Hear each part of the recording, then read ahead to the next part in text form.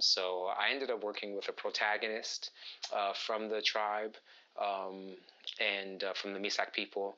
And I think that it's not a real narrative what I did, but let's just say the storyline. Yeah. Or the through line. It's just really about like how art helps expose different types of people to conversations that they may not have been aware of. So the indigenous, with their understanding of their cosmology, I have in the film talking to other indigenous folks and the Afro-Colombian community as well.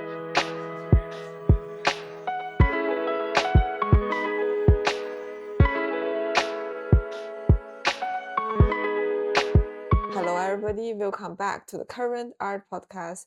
And today I'm in Brooklyn. Where? Remind me. We're in Bed-Stuy. Bed-Stuy. So I'm at the visual artist Andre's home, living room, working space at the same time. Very beautiful, self-organized space. And André, could you please tell us a little bit about yourself? Sure. My name is André Daughtry. I was born in Queens. I was kidnapped at a very young age and raised in New Jersey, but I came back to New York when I was 25. I've gotten to live in a lot of places. I lived in France when I was in college. I taught English in France at a high school. I picked up photography when I was in college. I had been a musician my entire life. My mother's a classical musician, so I was always in all of her choirs, and I played the piano, and drums became my main instrument. But then I picked up a camera when I was 18 and really liked this new tool of communication. I worked in fashion for many years. So I got to work on Italian Vogue and big brand names, high luxury clothing and everything, and really got to see like, oh, I'm creative, but I definitely like to have people around. You work in photography, it's like there's the stylist, there's the hair stylist, and all the way down to talking to the manicurist. So I really like this like small group that made an image.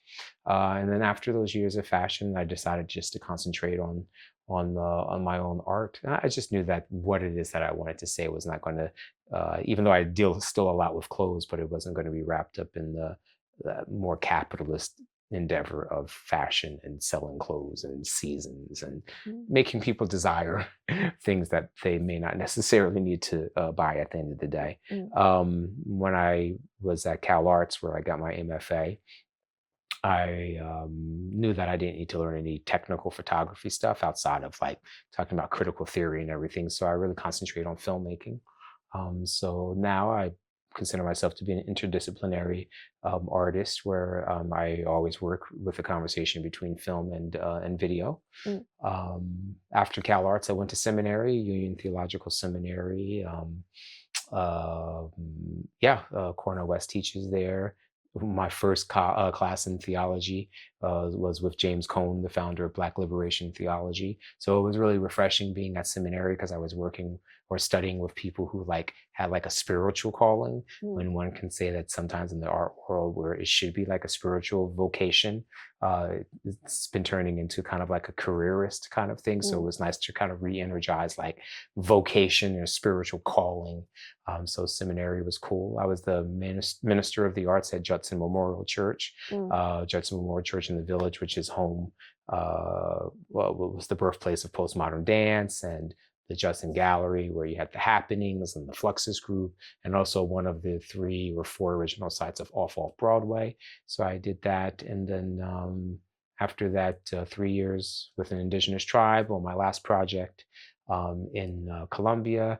And what does it call, the last project? The last project is called Wilderness. And so it's a film and photography book with poetry, really highlighting the difference between site and place, and also our understandings of a linear Western timeline, as opposed to a more circular one that you will find in indigenous communities, and also in ancient societies. Like even the Bible is a circular, like it starts off with Genesis, this planet that's been made, and then it ends with Revelations, which is the creation of a new planet. So it's a circular thing. And so the film aspect is dealing with questions of time, indigenous peoples' relationship to sustainable movements in the global north, and also the role of technology in colonization, and these concepts of site and place, and which one of those should we be putting a little bit more emphasis on. So those are the discussions that I'm dealing with in this last project. I've been thinking about you a lot because I really liked the other time when we were in Soho on the street, and then you were showing me like this is where you work there as a fashion photographer for many years, and then all of your friends were there. There's like artist communities, and I find it's really hard to have your artist community near where you live, since we are all so like just scattered in the city and rent is so high. And it's nice to know that like that kind of artist community existed. Yeah. Like what was your experience I back mean, then? I'm coming in towards the end, right? Because it's the early 2000s. So what always happens is you show up someplace. It's like even when I went to grad school at Cal Arts has a reputation for having been very unorthodox and wild. I found it to still be unorthodox and wild in 2013. But when you're there, they're like, oh, you should have been here 2 years ago. Oh. But then, you know, I kind of followed the same pattern where by the end of my years at Cal Arts, I could see there was a change. And so it was definitely different than the first time, the first year that I was there. But I can imagine it's the same thing with the New York conversation with Greenwich Village and Soho. Like, oh, you should have been here back in the 80s. I was a teenager hanging out in the village in the 90s, in the early 90s. So I did, you know, get to experience like being a club kid, and also I listened to everything, hip hop and everything, but I also was a lot into hardcore punk. And so like the punk scene, hip hop scene, DJing, house music, and then obviously all of the arts and stuff in New York in the 90s was still quite something to witness. And I think my wife, who is from California, she went to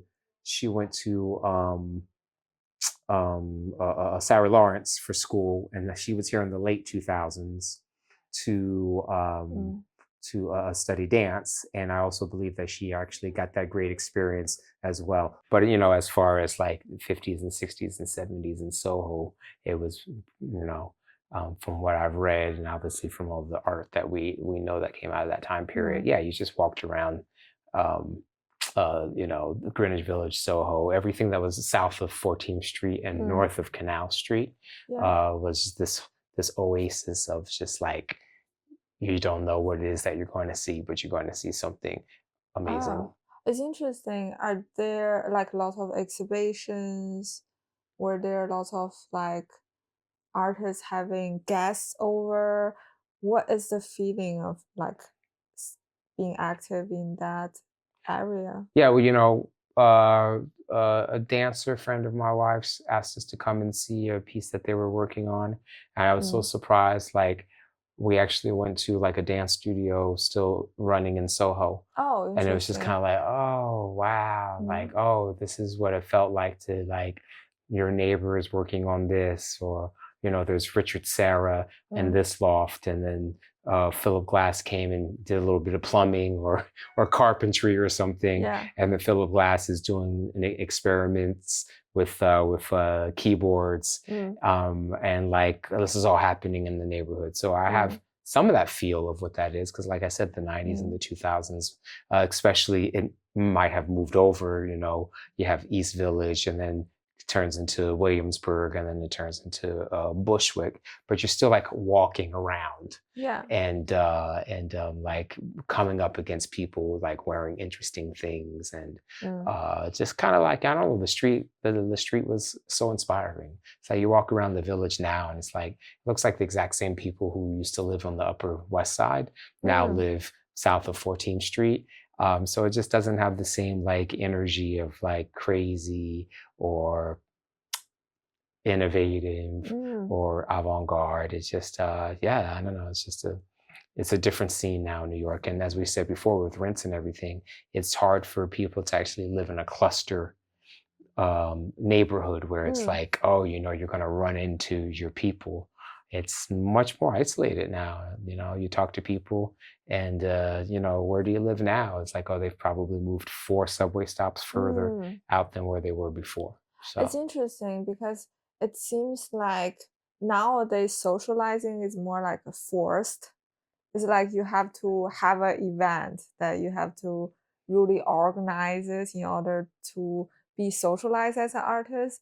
I think from what you were telling me about, I can have that feeling that artists socializing together, spending time together is a natural thing to do.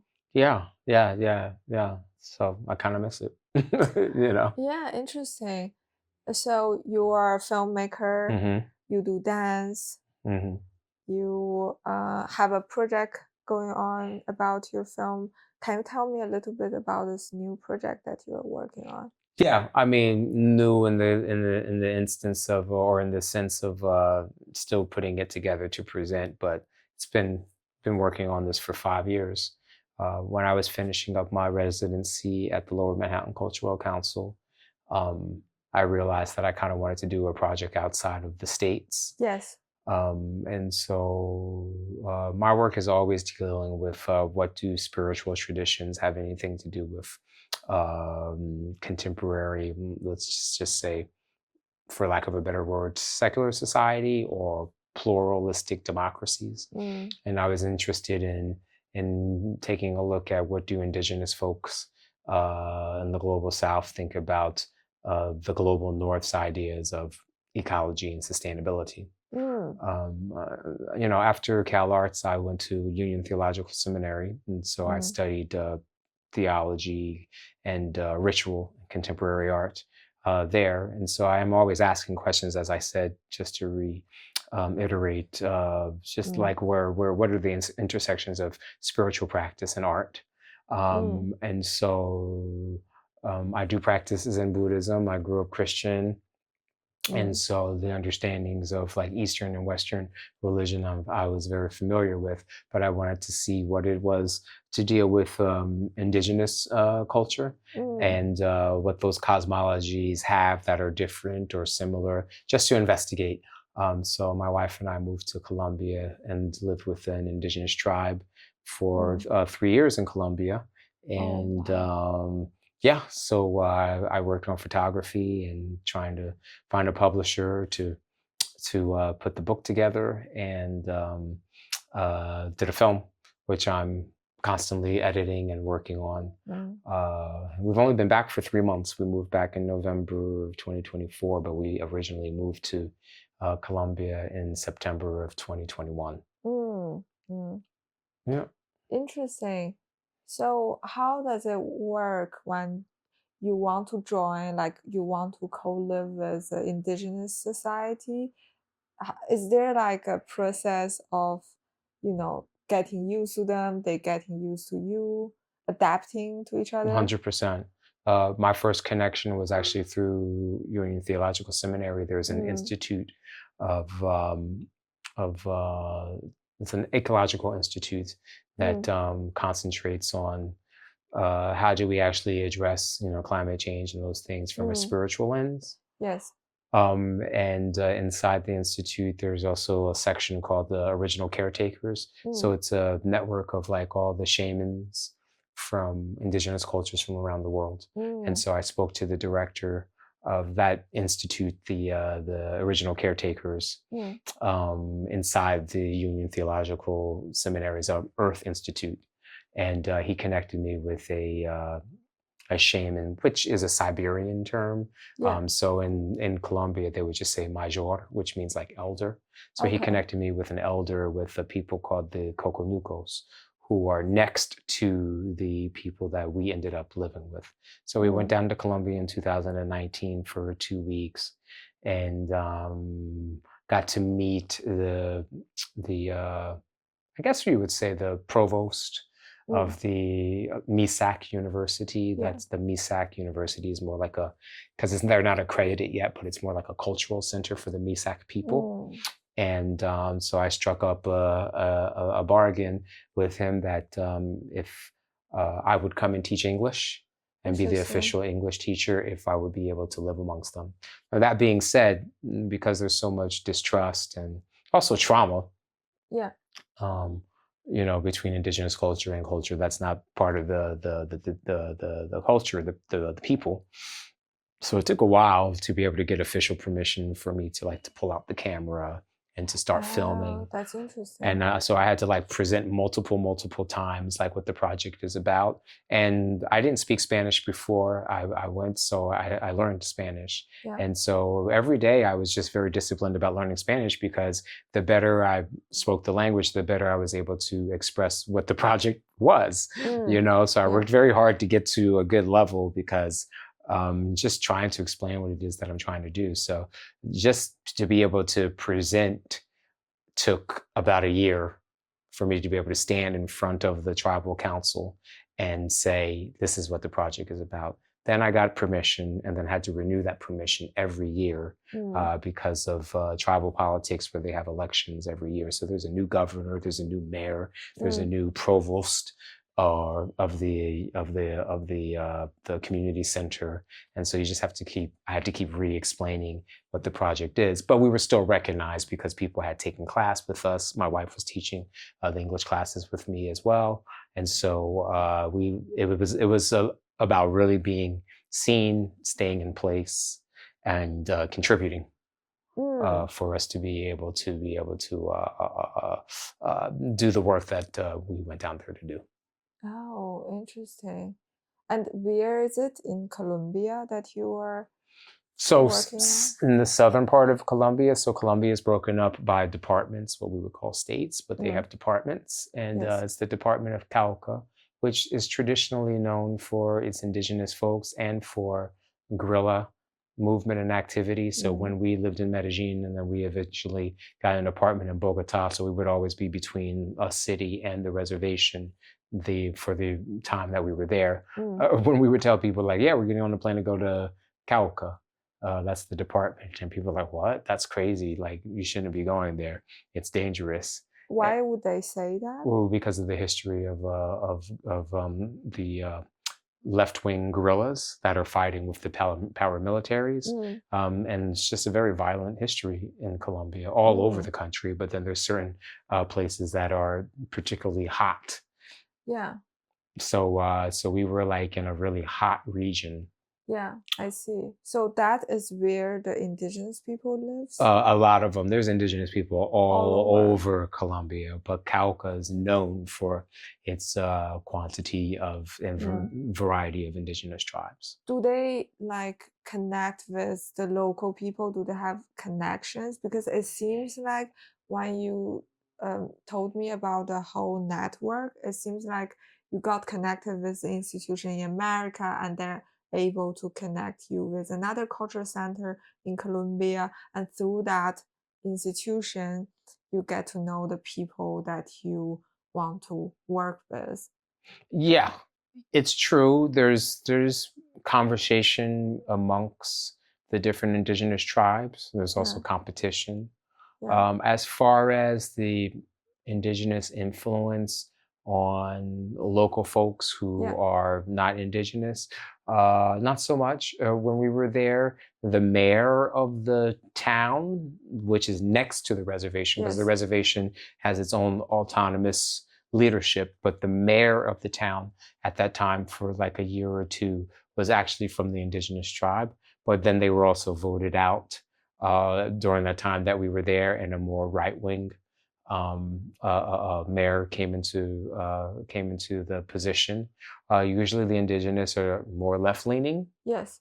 But yeah, there's a real struggle between right and left in Colombia. The current president, is from the left, but it's the first president from the left in all of Colombia's 200-year history. The very first one.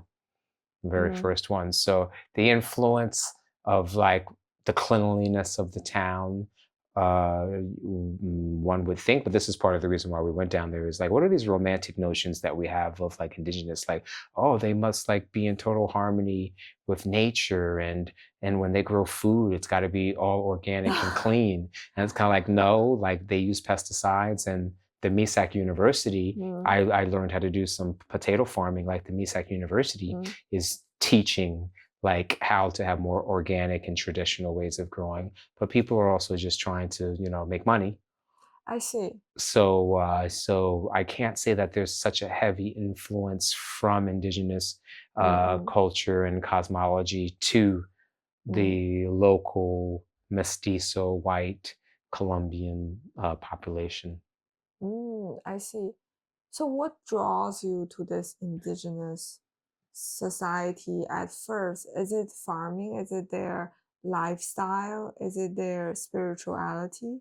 Well, from a theological point of view, one of my favorite theologians, his name is Vine Deloria Jr. He was a Native American scholar here in the United States, and his critique of Western and Eastern religions would be that they're very charismatic. So meaning that there is a charisma that is at the forefront of the religion. So, when you practice Buddhism and you go to the temple, like there's a statue of Buddha who's meditating, and that's what you're about to do for an hour and a half, right? So there is a charisma, there is a model that is put in front of you. Same thing if you talk about Christianity or in most religions, there is a character that has a charisma that you are looking towards as a model. And so I was very interested in Vine Deloria Jr.'s critique of that. And so then what are indigenous models if it's not a charismatic model? So that's the first thing that I really wanted to investigate. And that along with that relationship, which is through the project as well, of concepts of sustainability. Like, do indigenous people think that electric cars are the future? Do they support Tesla? No, at the end of the day, no, because of mining. And so it's going to be indigenous folks that are going to be working in the mines or living in close proximities to the mines and all the problems that come from extraction. Their relationship is dealing more with spiritual relationships with the earth, and looking at like the basis of existence coming from water, and not just like how one creates dams and things to use water, but how one actually has a sacred respect for the water, and allowing the water to be sovereign in the way that it is self-navigating. So all of those were questions that I had, which I came into real close contact and proximity with. But at the end of the day, I think the work of art, the project, the book, and the film really actually just kind of bring into the forefront the role of art. So I ended up working with a protagonist from the tribe and from the Misak people.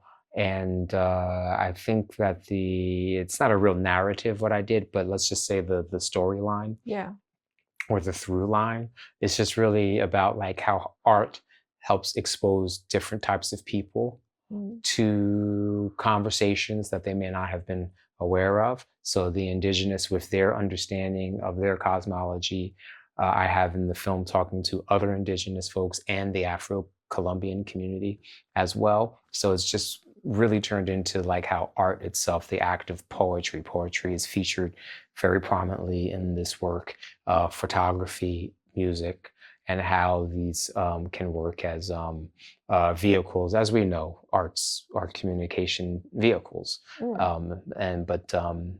I was looking at it from the perspective of what does it mean to be indigenous, but use a sampler to make beats and have like indigenous rappers, or do like a post-punk kind of sound, but you've sampled like all of the original instruments. So the piece ends up being that, but yet the conversations of sustainability and spirituality that I went there with questions of, that's running all through the work as well.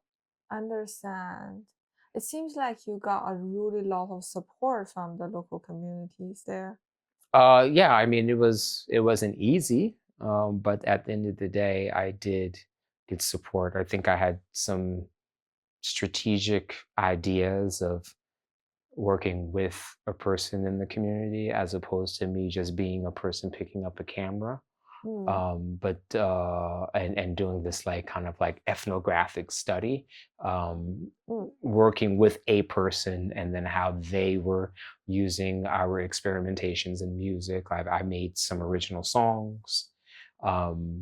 So like music, poetry, filming, traveling. mm, The landscapes are very much set at a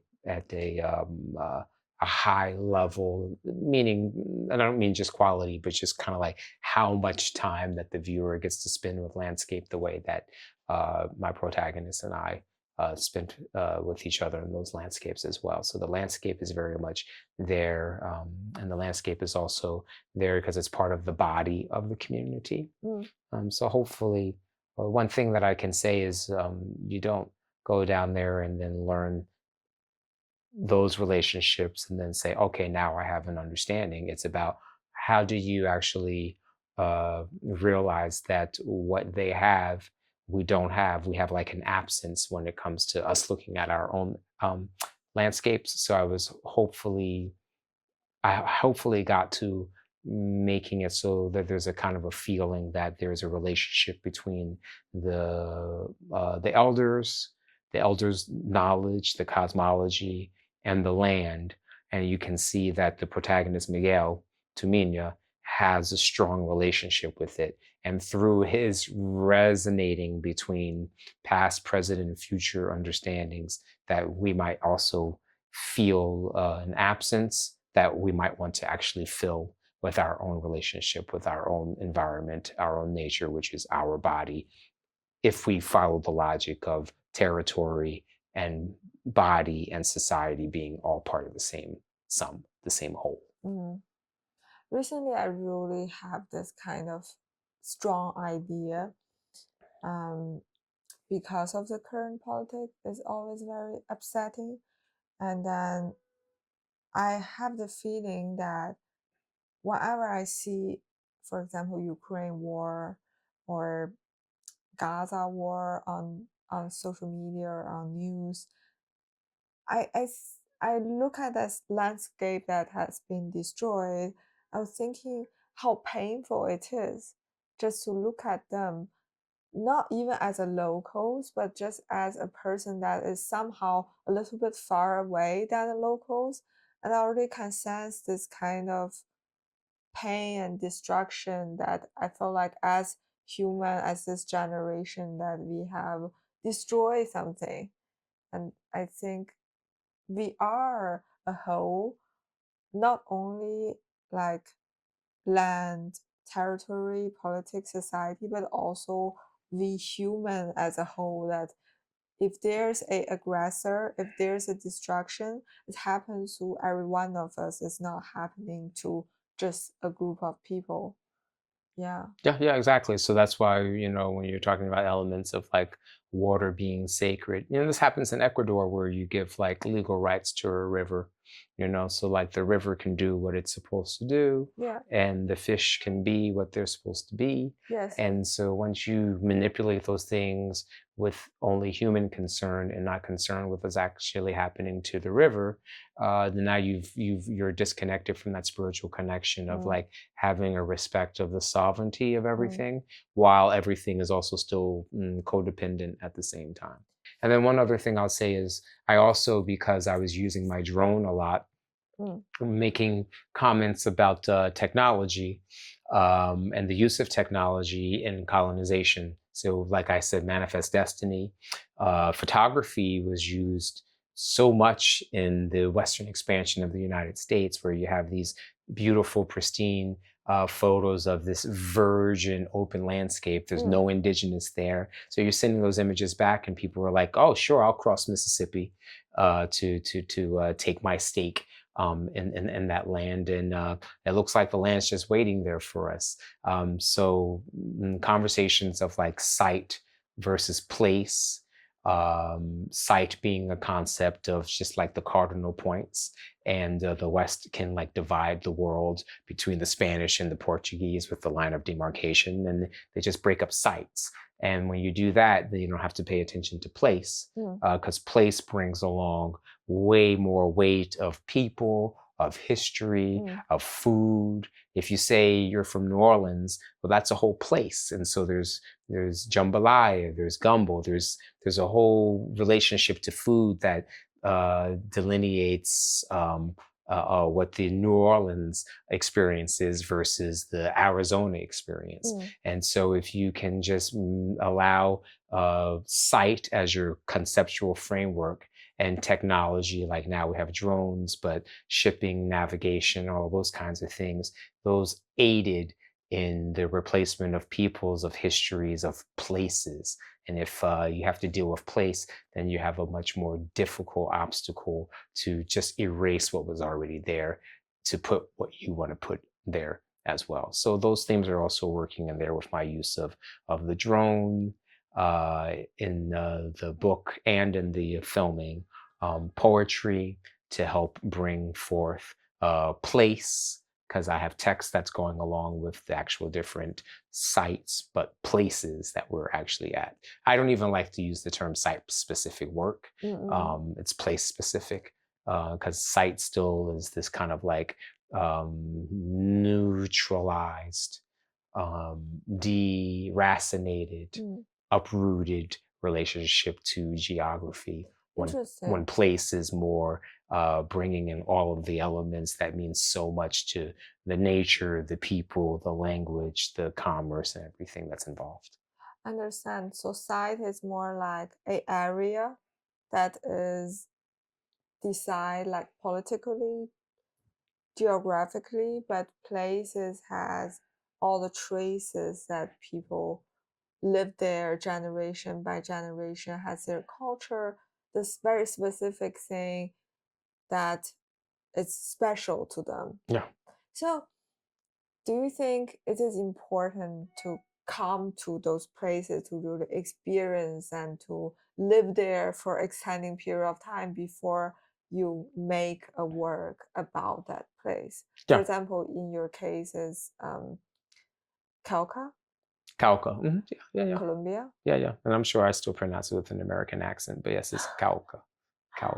Yeah. But no, for sure. But I still consider myself to be a time-based media artist, coming from a studio art background.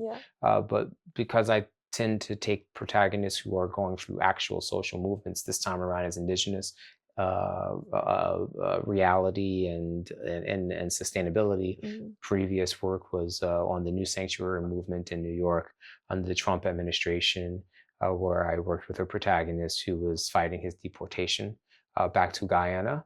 Again, that was like a year of me being with the protagonist and participating in the steps of dealing with ICE. Going to his check-ins with him and all that kind of stuff, before actually even mentioning or even pulling out any kind of a camera. So yeah, I hope that comes through, that there's like a lived experience. And again, I'm not trying to translate Misak cosmology to us as like, this is what we need to adopt. But I am trying to transmit an artistic way of experience. Understand.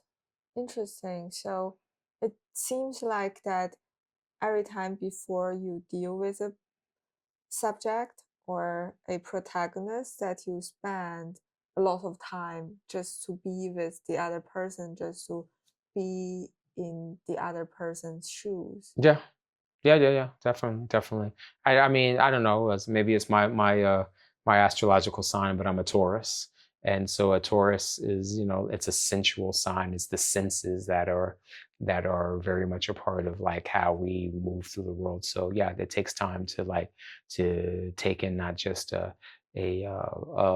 logical or mental framework, but also to like what's it mean to like eat here, like I make soup all the time now because of all Mm. the soups that I learned when I was Yeah. there. Like Colombia's got great soups. Like, what is your favorite So soup? I do, well, now I've switched from chicken to salmon or trout because there's a Yeah. lot of trout where we lived Yeah. up in the mountains. Is trout a vegetable? No, fish. Fish. Ah, fish. It's a fish. Yeah. And so like Mm. so yeah, but and they have a soup called sopa ajiaco, which is delicious. There's like corn and chicken, and there's got kind of like this buttery kind of like cream that's in it. So there's just a lot of soups. But when we were with the indigenous tribe on the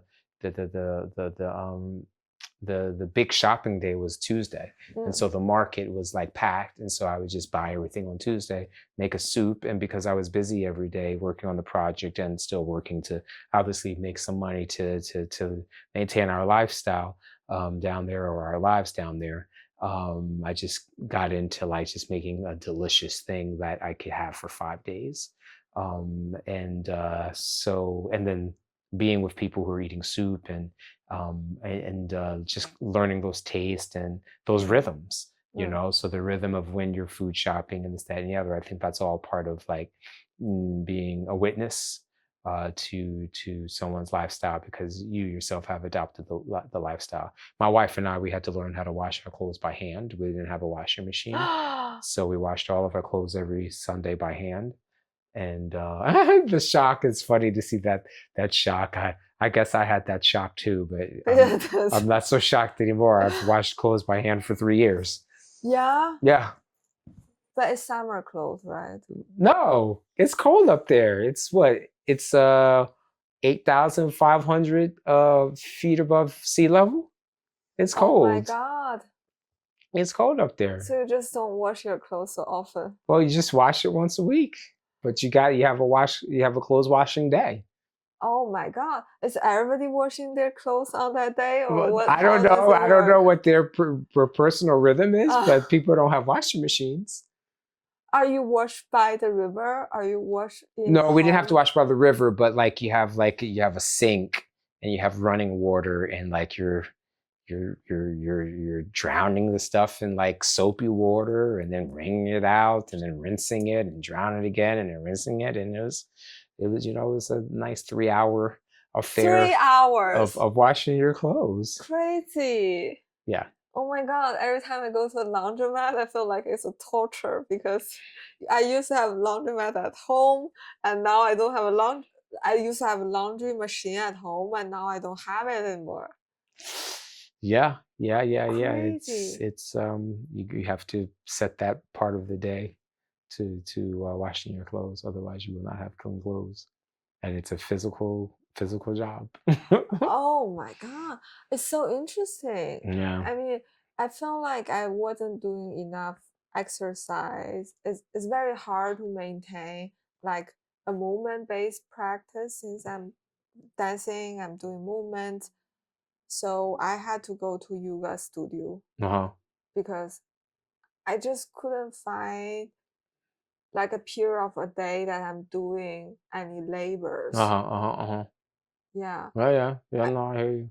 I find so are those indigenous folks are still maintain kind of natural labor like work every single day? Yeah, but it's like, is it because of like maintaining like a tradition or some kind of like cosmology, or is it just a washing machine is too darn expensive, and it's because a washing machine is too darn expensive, or you don't really have the Oh, plumbing to be able to run a full washing machine. You can have a toilet and you I can have see. running water in the sink, but it's just one of those expenses where it's just kind of like most people are just not gonna have it. I see. So it's because of like some realistic reason. Yeah, oh yeah. I mean, it's poor. It's poor up there. Yeah. It's poor. It's super poor. I sound super ignorant, but like, so you did live there for 3 years. Yeah, That's a very different lifestyle. Like America or New York, they try to make everybody comfortable. right, I mean, there's like controlled room temperature. right. It's like you go everywhere. There's like iced coffee, hot coffee. I don't know. It's make people feel more and more comfortable to do less things to just pay to live.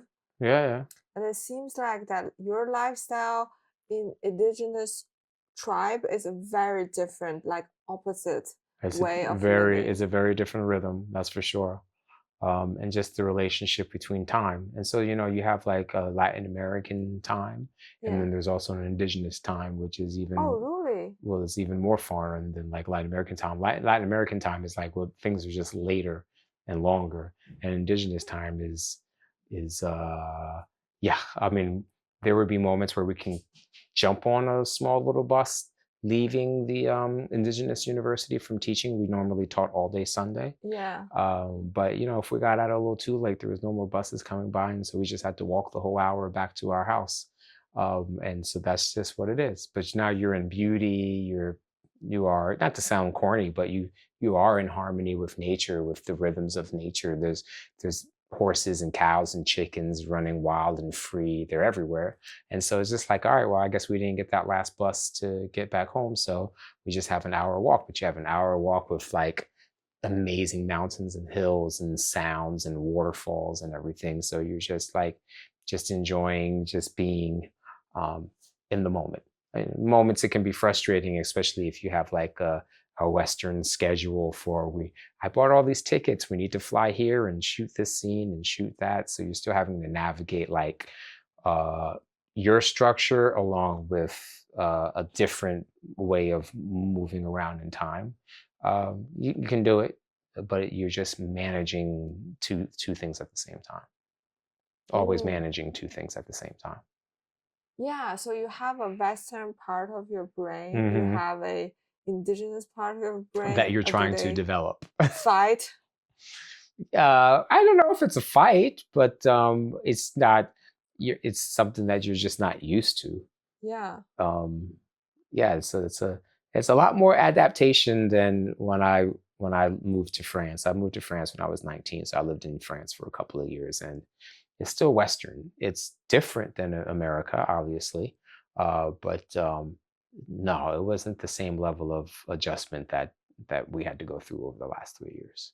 Yeah. Interesting.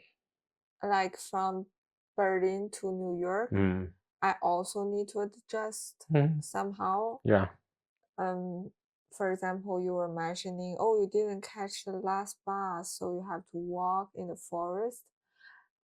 I remember the first time I came from Berlin to New York, it's like this subway is very, very loud. Mm-hmm.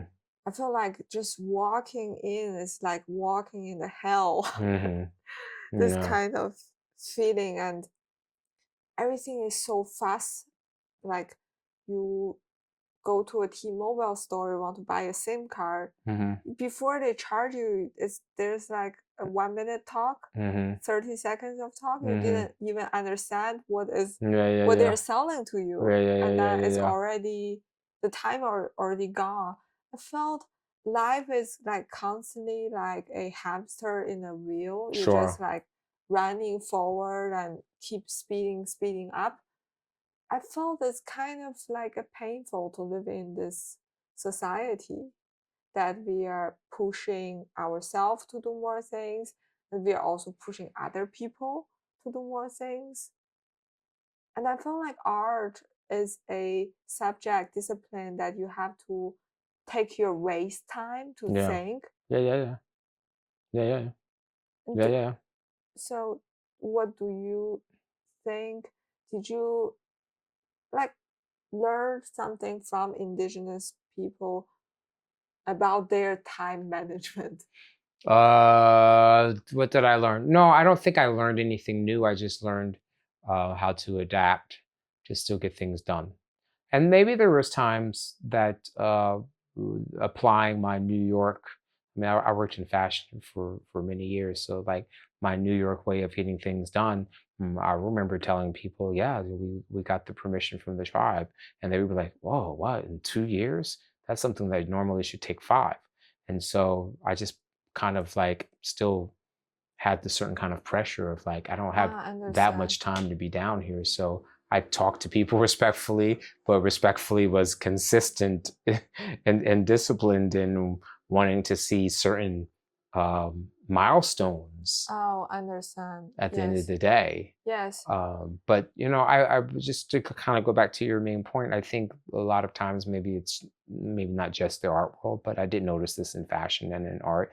People come to New York and then all of a sudden it's like they've found their home, and so like anything outside of the out of the bubble of New York is like falling off the end of the earth. I don't think that's so much the case now because of the pandemic. So many people have left and are finding that, hey, I don't need to spend $3,000 for rent or have 4 roommates, and maybe I have more air and more time to meditate and think.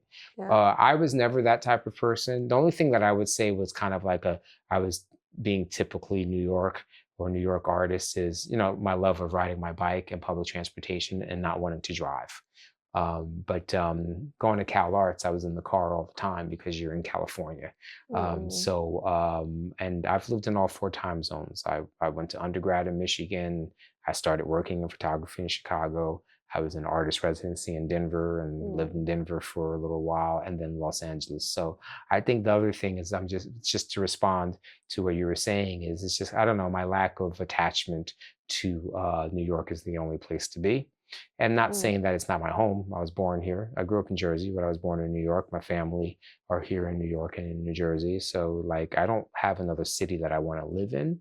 And thank God I'm able to maintain where we are here in Brooklyn. But I don't have this thing of like leaving New York means leaving everything.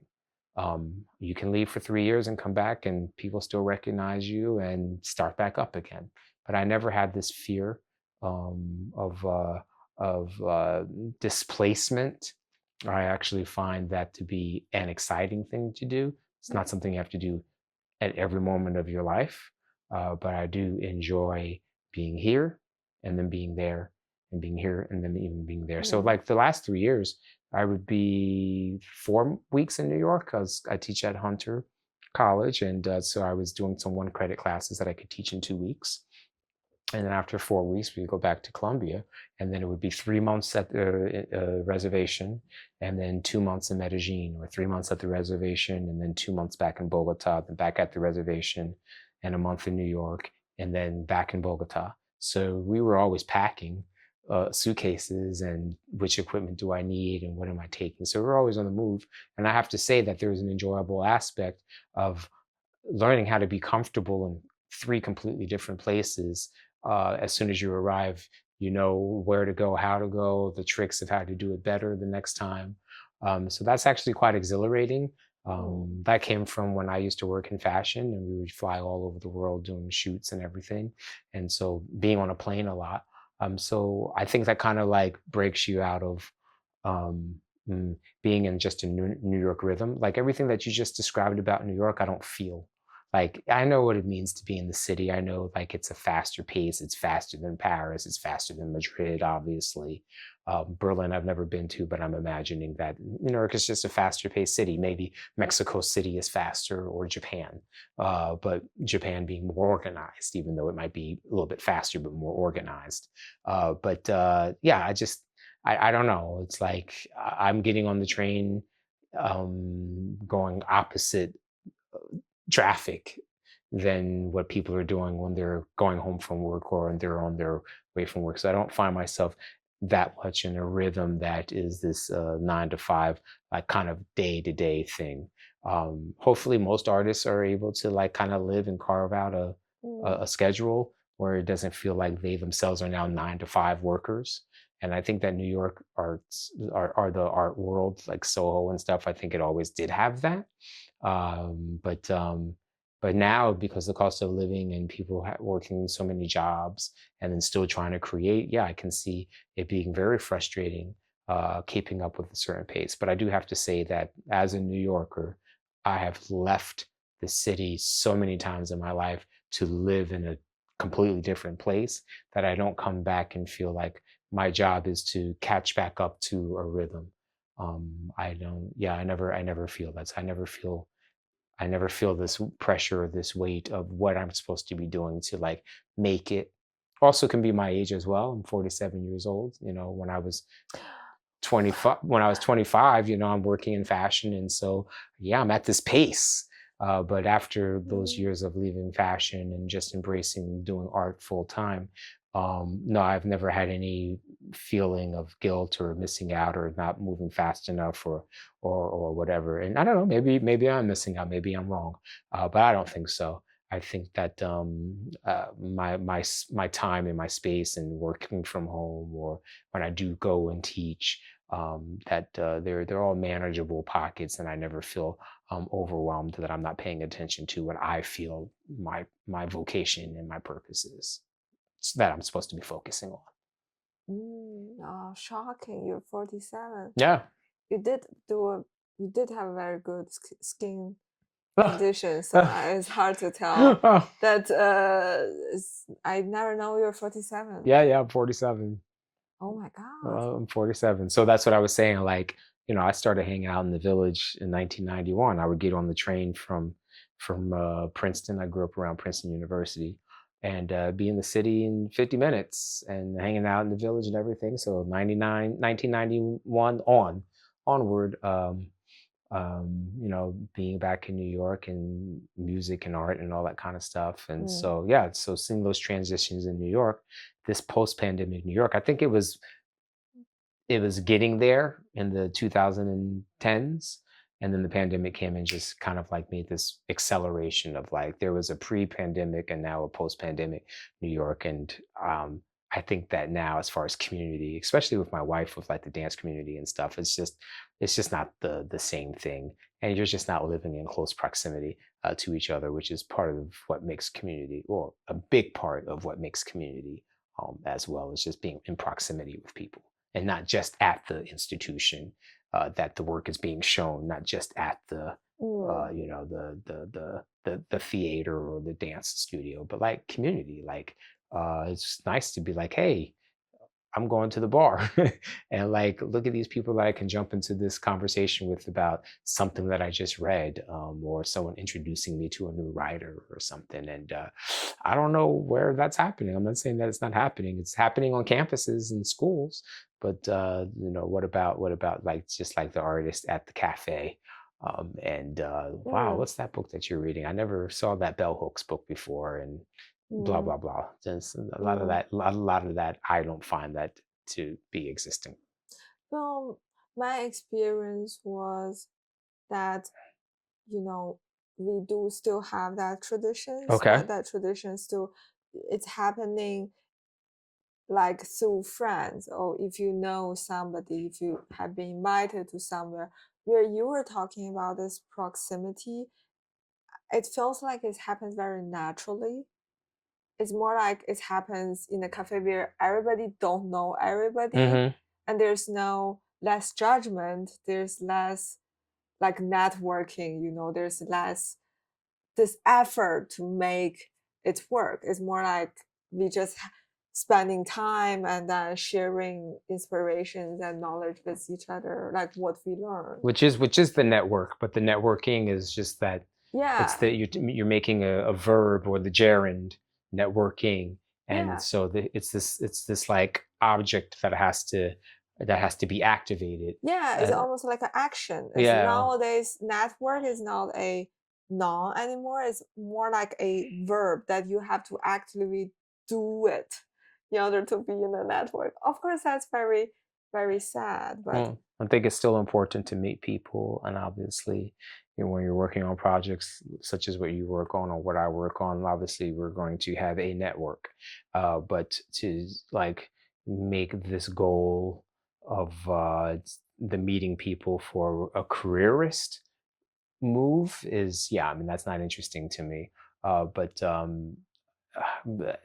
I think the necessary thing is you're creating your network of people that you are wanting to collaborate with and have ideas. being bounced off of each other, which I think is what has always worked. But when it just becomes networking because it's a careerist thing, I don't know. I didn't leave the commercial world to enter into another world where I still have to apply the same principles. And I also don't think those same principles work in the exact same way, because I think that the art is much more personal. But you still have to meet people. Of You still course. have to like communicate or find Yeah. the venues for you to communicate. But yeah, I don't know. I think also it's just because of my age, and where it's just kind of like I don't have the same pressure of like, man, I've got to justify, like someone who's coming from another country, like I've got to justify my visa, and I've got to justify all this rent that I'm paying. So I must be constantly like talking and looking and finding people to justify all the stuff that we're going through just to be able to be here in the city. I think because I come from an older generation of being in New York, and also just where I am in my life.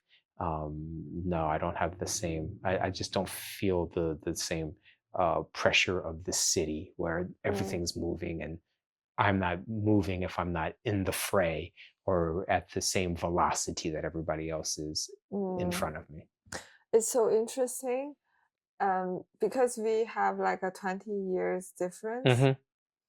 It seems to me that I was always like in a pendulum. Sometimes I was really wanting to adjust to here. I want to be assimilated here. That I realized it doesn't work. Then I moved to another side of pendulum. I was thinking, what is very attractive to people in work, in life, is like difference. It's like we are different. We come from different culture, that we are having different idea about how to do one thing. Maybe just like juice, how to make your juice. Yeah, yeah, yeah. Everybody has their own way of making their juice, making their soup. And she's saying that because I just made a Yeah, fresh ginger and lemon and apple juice with some seltzer water. that is true. Yeah. That is very good. So I'm still thinking about it, and I thought that's the interesting part about why we want to live in the maximum proximity, as you said, not because of that we all wake up at 9 and finish at 5. Right. We all make the same juice. We make different juice. That's why we want to be in that place. Yeah. I feel like the older I get, the more comfortable I am to just become the artist I want to become without having this pressure of being like other artists. You have to be your own artist in order to be the artist. Yeah. Yeah. I think one other contributing factor, and I noticed that there's a friend of mine, we used to work in fashion together, and he was from Queens. And like when we would be on set, they would say, oh, you can always tell like who the New Yorkers are. And why? Well, because you guys seem to be a little bit calm, which is a little counterintuitive, but I got what they were saying, because at the end of the day, it's like, there might be people that you are working with in the city, and like they're here for this like reason. And so like I could be there for that reason, and then I would come home and like I can go see my aunt who lives in Canarsie, just ride my bike. I gotta drop off a cable box to Cablevision, and it's over there on Pennsylvania Avenue in Flatlands. Oh, my aunt lives right around the corner. So also interacting with people who have nothing to do with the arts, have nothing to do with the entertainment business, have nothing to do with anything in the visual world. But yet they're family members, and you do things with your family, and they're just at their pace of whatever their job is. And not saying that they're not 9 to 5, or they don't have to be on the train and deal with commotion or anything like, with their commute or the difficulties of commuting every day. But yeah, I just, I walk down the street. This is the house that my dad grew up in. So I walk down the street and people will be like, oh, you look just like your daddy, so it's kind of like, yeah, my relationship is just a little bit different, of like my existence actually pre-existed before me, and the fact that like family and traditions and all those kinds of things. My being here is not just solely because Andre wants to be in New York and wanted to work in fashion and then became an artist. It's like there's a whole, my mother's a classical musician. She's a singer, and so when I'm with her, like, oh yeah, I performed here, or this is where I discovered this or that. So like this is all like the story of family. So again, I just don't have the same pressure if I'm hanging out with cousins or something like that who don't know anything about what it is that I'm doing. I don't have this like my 24/7 in New York is Andre's ambition. There's a whole bunch of other aspects of my life that are in New York that are outside of like my singular ambition of why I choose to be in New York as opposed to in another city. That's very beautiful. It's like your work is not your only identity, that you are not here just in New York, like one thing only, that you are so many other things, that you have values in so many other places that is different. Yeah, I mean, if I wanted to say to hell to all of this and get a job at the post office, well, that would be a major part of my life would change, but that wouldn't shift anything else that actually supports and buttresses my life here. And the same thing for my wife. My wife's from California, but her father's side of the family, they're East Coast folks. So we drive to her grandfather's house. He's only 35 minutes away in Westchester. So we see her family, we see my family, and so yeah, I mean, if there's a shift of our ambitions as far as careers are concerned, we wouldn't be shifting pretty much anything else. Interesting. I think I learned a lot.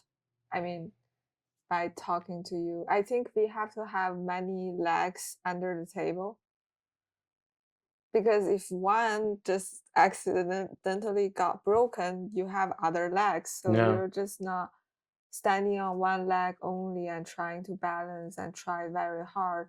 And as you said, but career is also not only what you're doing now. Career is not art. They can be intersect, but they don't equal to each other. No, they're not. Well, teaching art is not art either, but teaching art is one of the closest conversations that you can have to your own art, but it's its own discipline as well. But yeah, it's just about, like you said, just like many legs, but you still want to be focused.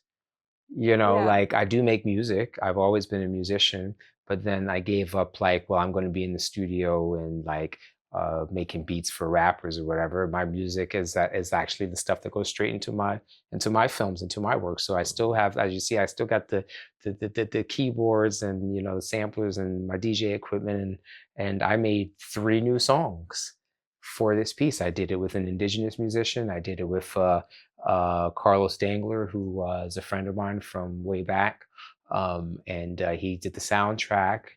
And then I worked on the soundtrack with him. We made a new song, and then I made a song for these indigenous rappers from a different tribe, the Embera tribe.